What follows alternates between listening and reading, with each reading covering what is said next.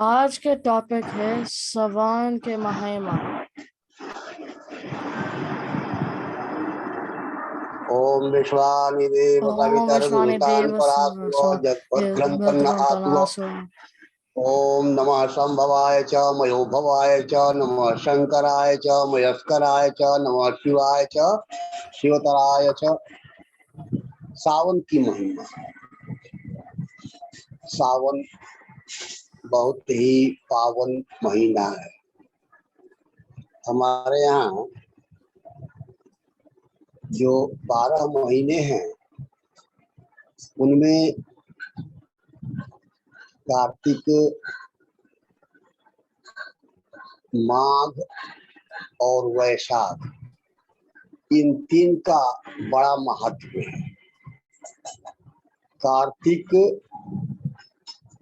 माघ और वैशाख, इन तीनों का महत्व जो है वह भगवान विष्णु से संबंधित है। भगवान विष्णु की पूजा की महत्ता है। यह सावन का महीना जो है, यह सावन का जो महीना है, इसमें भगवान शंकर की पूजा का अधिक महत्व है। इसमें हर दिन अपना कुछ न कुछ महत्व लिए रहता है। सबसे बड़ी बात है कि भगवान शंकर आशुतोष हैं, भोले दानी हैं, वे तुरंत प्रसन्न हो जाने वाले हैं। उनके लिए विशेष पूजा की आवश्यकता नहीं है। एक लोटा जल ही ढार दीजिए, उसी से प्रसन्न हो जाने वाले हैं। फिर भी सावन में पार्थिव पूजन, सावन में रुद्राभिषेक, सावन में संयमित रहना, शाकाहार भोजन, हो सके तो भूमि शयन और नित्य भगवान की आराधना महत्व है। अन्य महीनों की अपेक्षा इस सावन में बहुत महत्व है। ऐसे तो भगवान शंकर की पूजा कभी की जा सकती है, किसी महीने में। एक तो उनकी तिथि चतुर्दशी मुख्य है, जिसको शिवरात्रि कहते हैं, तो वह तो मुख्य है ही, लेकिन सावन का हर दिन पावन है। हर दिन अपना महत्व रखता है। एक बात और की कहा गया है कि ग्रह दोष अगर है तो 7 जो वार हैं, 7 जो दिन हैं, रविवार, सोमवार, मंगलवार, बुधवार, बृहस्पतिवार, शुक्रवार और शनिवार, इन दिनों से संबंधित जो ग्रह हैं, सूर्य, चंद्र, मंगल, बुध, बृहस्पति, शुक्र, शनि, इनकी आराधना भी इस समय विशेष फलदायी है। इसलिए अगर शनि की बाधा है तो शनि मंत्र का जप जो है इस समय अधिक फलवान होता है। शुक्र संबंधी बीमारियां हैं तो शुक्र की शांति भी इस समय संभव है। बृहस्पति संबंधी बाधाएं भी दूर होती हैं, बुध संबंधी बाधाएं भी दूर होती हैं, और मंगल संबंधी बाधाएं, चंद्रमा संबंधी बाधाएं और सूर्य संबंधी बाधाएं भी दूर होती हैं। तो इसलिए भी इस समय अनुष्ठान किया जा सकता है। कुछ लोग यूं ही शिव की आराधना करते हैं, मां मृत्युंजय आदि का जप करते कराते हैं, वो भी ठीक है। कुछ नहीं तो ओम नमः शिवाय सबसे आसान मंत्र है, सबसे छोटा मंत्र है और भगवान को बहुत ही प्रिय मंत्र है ओम नमः शिवाय। एक माला ही सही आप नित्य जप कर सकते हैं और कुछ नहीं तो 10 बार भी, जैसे कि वो 10 बार ऐसे करमाला कहते हैं, 10 बार करना है तो करमाला होती है। करमाला में यहाँ पर उंगली किया, यहाँ रखा अंगूठे को और ओम नमः शिवाय, फिर यहाँ रखा ओम नमः शिवाय, यहाँ रखा ओम नमः शिवाय, ओम नमः शिवाय, ओम नमः शिवाय, ओम नमः शिवाय, ओम नमः शिवाय, ओम नमः शिवाय, ओम नमः शिवाय, ओम नमः शिवाय, ओम नमः शिवाय। ये 10 बार हो गया। माला नहीं है तो करमाला से जप किया जा सकता है। अब इसी को आपको 108 बार करना है तो फिर से चलिएगा ओम नमः शिवाय, ओम नमः शिवाय, ओम नमः शिवाय, ओम नमः शिवाय, तो ये हो जाएगा। फिर 10 बार हो जाएगा, 10 बार कीजिएगा, फिर एक घटा दीजिएगा तो हो जाएगा। यहाँ शुरू कीजिएगा, अंतिम बार जो है 10 वाले 100 होने के बाद जो है 8 बार और करना होता है। 108 की एक माला होती है तो ओम नमः शिवाय, ओम नमः शिवाय, ओम नमः शिवाय, ओम नमः शिवाय, ओम नमः शिवाय, ओम नमः शिवाय, ओम नमः शिवाय, ओम नमः शिवाय, ओम नमः शिवाय, और यहाँ पर छोड़ दिया एक ऊपर से छोड़ दिया तो यह 108 की आवृत्ति हो जाती है। तो कुछ नहीं तो इसको ओम नमः शिवाय का एक माला जप करें, वो भी फायदा है। भगवान शंकर का प्रियतम मंत्र है यह और हमारे लिए सहज मंत्र है, क्योंकि ओम नमः शिवाय में भी ओम तो अपने आप ही परब्रह्म परमात्मा का वाचक है। ब्रह्मा के मुख से पहला शब्द उच्चारित हुआ था ओम, इसीलिए हमारे यहाँ का सबसे मुख्य मंत्र है ओम। और ओंकार में ही सभी देवता माने गए हैं, और विष्णु हैं, ऊ ब्रह्मा जी हैं और म शिव हैं, और जो चंद्र बिंदु है वह शक्ति है, भगवती है। इसलिए इस पर सारे मंत्र जो है ओंकार में ही आ जाते हैं, सभी अक्षर आ जाते हैं, इसलिए जो इसका महत्व है। खैर, ओम नमः तो प्रणाम है, और शिवाय में स जो है वह स्वयं जो है भगवान शंकर हैं। तो इस तरह से उसमें जो है सारे देवता जो है समाहित हैं, चूंकि भगवान शंकर जी हैं, सभी देवताओं के देवता हैं। और ईशान सर्व विद्यानाम, ईशान जो है भगवान शंकर जो है सभी विद्याओं के देवता हैं। माने विद्यार्थियों को भगवान शंकर की आराधना अवश्य करनी चाहिए, इससे विद्या लाभ होता है, ज्ञान की वृद्धि होती है।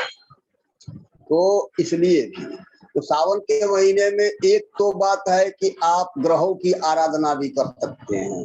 भगवान शंकर की प्रसन्नता के लिए आप ओम नमः शिवाय का जप कर सकते हैं, मिट्टी का शिवलिंग बना करके पूजा कर सकते हैं। कहीं मंदिर में शिवलिंग है तो मंदिर में पूजा कर सकते हैं। घर में कम से कम तस्वीर है, तस्वीर पर ही भगवान की पूजा कर सकते हैं। उसके बाद जो है जो अनुष्ठान करना चाहते हैं, व्रत करना चाहते हैं, वह व्रत कर सकते हैं भगवान शिव की प्रसन्नता के लिए। इसमें एक और बड़ी बात है कि कई पर्व त्योहार भी इसी में आते हैं, जैसे कि खास करके हमारा मुख्य जो पर्व है वह रक्षाबंधन इसी में आता है। और इसके पहले जो है पंचमी को नाग पंचमी होती है। नाग पंचमी को नागों के सर्पों की पूजा होती है, इससे सर्प शांति भी होती है। और काल सर्प दोष जैसे कुंडली में योग होते हैं उनका भी निवारण होता है। कुछ नहीं तो भगवान शंकर पर जो सर्प बना हुआ है, सर्प रहते हैं भगवान शिवलिंग के पास, शिवलिंग पर उदी की पूजा पंचमी को कीजिएगा तो सर्प बाधा जो है वह दूर, काल सर्प दोष का भी निवारण होगा। सर्प साप भी होता है, कुंडलियों में सर्प साप भी होता है, उसका भी निवारण होगा। तो पंचमी का व्रत जो है करने से भी अनेक लाभ हैं, संतान बाधा भी दूर होती है, तो पंचमी की पूजा करते हैं। फिर उसके बाद से देखिए पंचमी की हर एक जो है सोमवारी व्रत हमारे यहाँ होता है। सोमवारी व्रत जो है 16 सोमवार का विधान होता है। तो प्रारंभ हम कभी अगहन में भी कर सकते हैं, हम बैसाख से भी कर सकते हैं, सावन में करने का अधिक महत्व है।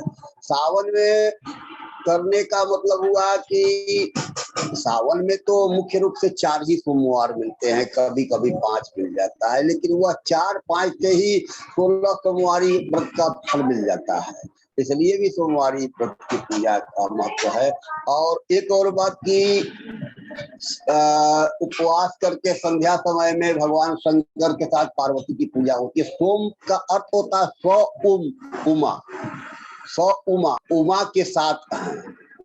इसलिए सोम का में तो ऐसे ये जो है सोमवार जो है वह भगवान शंकर से अधिक जो है वह भगवती को प्रिय वर्ग है, भगवती के लिए प्रिय है। लेकिन भगवती को प्रिय है तो भगवान को भी प्रिय है, इसलिए सोमवार का महत्व हमारे यहाँ अधिक है। इसलिए यो तो रविवार ही भगवान शिव का दिन है, लेकिन बोलचाल में लोग सोमवार को ही शिव का दिन मानते हैं। क्योंकि हमारे यहाँ बताया गया है कि 7 दिन के स्वामी 7 हैं। जैसे रविवार के स्वामी शिव पुराण में आया है, रविवार का स्वामी जो है वह शिव है। सोमवार की स्वामिनी जो है वह भगवती पार्वती है। मंगल के स्वामी जो है स्कंद है, कार्तिकेय है। बुध के स्वामी जो है विष्णु है। बृहस्पति के स्वामी ब्रह्मा जी हैं। शुक्र के स्वामी जो है वह इंद्र है, शची को भी माना गया है। और शनि के स्वामी को यमराज, शनि के स्वामी यमराज है, यम। इस तरह 7 दिनों के स्वामी बताए गए हैं। तो 7 दिनों के आराधन से पूरे सावन की आराधना से सभी देवताओं की आराधना हो जाती है और भगवान शंकर की प्रसन्नता होती है। भगवान शंकर का नाम ही शंकर, शंख मतलब कल्याण, कल्याण करने वाले हैं वे, इसीलिए उनका नाम है शंकर। शिव शब्द का भी अर्थ होता है कल्याण ही होता है। तो कल्याणकारी देवता के रूप में भगवान शंकर माने जाते हैं और शीघ्र प्रसन्न हो जाने वाले देवता हैं, इसलिए सावन की महिमा है। तो देखिए उसके बाद जो है सप्तमी तिथि आती है। सावन के शुक्ल पक्ष की सप्तमी तिथि को भी भगवती की पूजा होती है और खास करके काली की पूजा होती है, काल रात्रि की पूजा होती है। और उस दिन हमारे यहाँ रामचरितमानस के रचयिता जो हैं तुलसीदास, उनकी जयंती भी मनाई जाती है। तो और सबसे बड़ा मुख्य पर्व है इस सावन का, वह है रक्षाबंधन। रक्षाबंधन जो है वो रक्षा का बंधन है। रक्षा का बंधन मतलब कि हमारा कल्याण करने वाला है।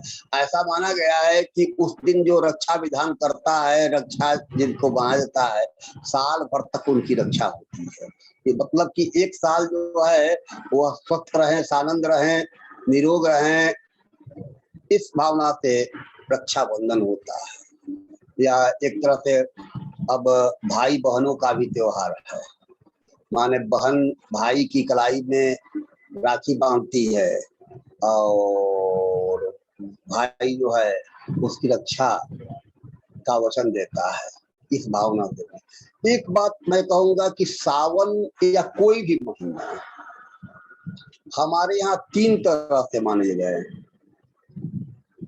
एक तो जैसे कि मैंने कहा कि मुख्य पर्व रक्षाबंधन है, तो रक्षाबंधन श्रावण की पूर्णिमा को मनाया जाता है। पूर्णिमा का मतलब है कि सावन महीना का अंतिम दिन, लेकिन यह सावन के महीना का अंतिम दिन चंद्रमा के आधार पर है।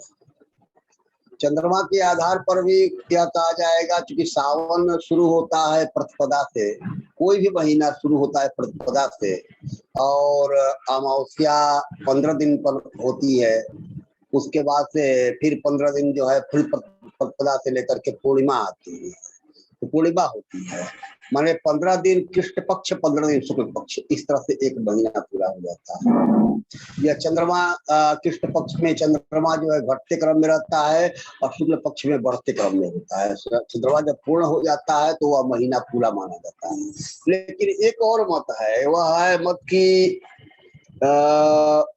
वृद्धि क्रम से ह्रास क्रम, माने शुक्ल पक्ष की प्रतिपदा से लेकर के कृष्ण पक्ष की अमावस्या तक, इसको कहते हैं अमांत मास। तो अमांत मास में जो होता है वह शुक्ल पक्ष की प्रतिपदा से कृष्ण पक्ष की अमावस्या तक होता है। तो अगर हम सावन को भी लेते हैं तो सावन का जो है का प्रारंभ जो है शुक्ल पक्ष की प्रतिपदा से लेकर के 15वां दिन जो है वह पूर्णिमा होती है, रक्षाबंधन हुआ, और अगले 15 दिन जिसको हम भादो कहते हैं उसकी अमावस्या तक यह रहता है सावन।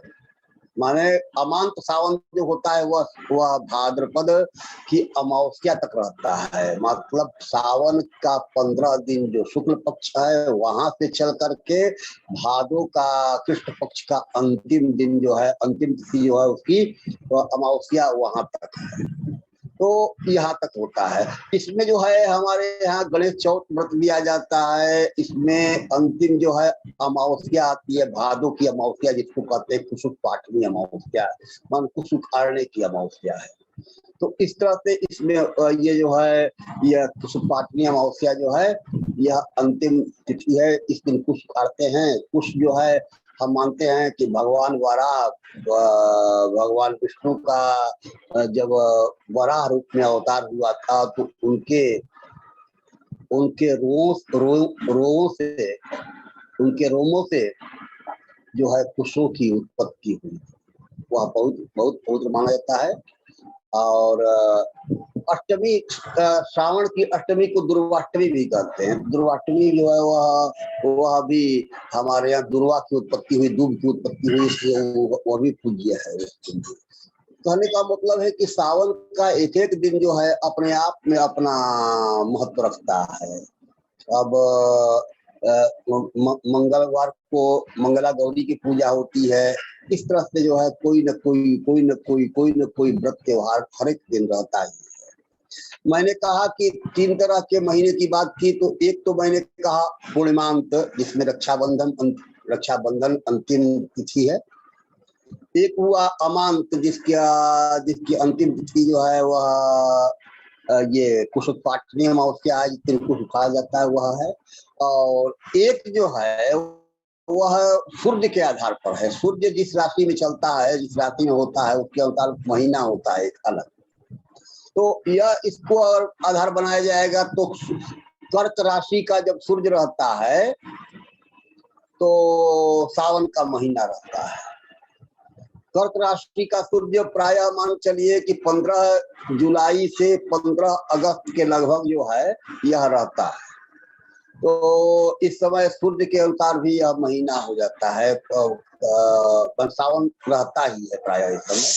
तो ये 3 तरह के महीने हो जाते हैं। 3 तरह के महीनों में ये अपने आप में जो है यह वर्षा का समय है, वर्षा ऋतु है। सावन का पहला सावन जो है वो वर्षा ऋतु का पहला महीना है।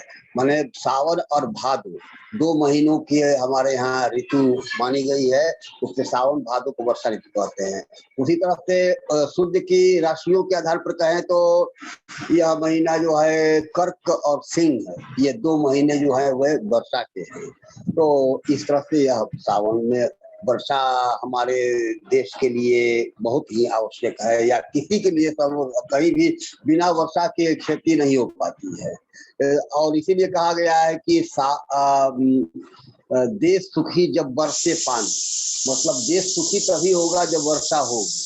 वर्षा नहीं होगी तो खेती नहीं हो पाएगी, खेती नहीं हो पाएगी तो अन्न उपज नहीं पाएगा, अन्न की उपज नहीं होगी तो अकाल पड़ जाएगा, अकाल पड़ जाएगा तो लोग भूखे मरेंगे। इस तरह से इसका महत्व जो है सावन का अपने आप में महत्व है। हर तरह से सामाजिक दृष्टि से भी, धार्मिक दृष्टि से भी, राष्ट्रीय दृष्टि से भी इसका महत्व है। और सब तरह के कल्याण के लिए, सावन में कल्याण के लिए भगवान शंकर की आराधना सर्वोत्तम है, इसलिए कि भगवान शंकर जो हैं वे स्वयं कल्याण करता है और समस्त मनोकामनाओं को भी पूर्ण करते हैं। तो आज यही पर जो है सावन की महिमा के संदर्भ में मैंने जो बताया, आज यही पर मैं विराम लेता हूँ और भगवान शंकर को नमस्कार करता हूँ, प्रणाम करता हूँ।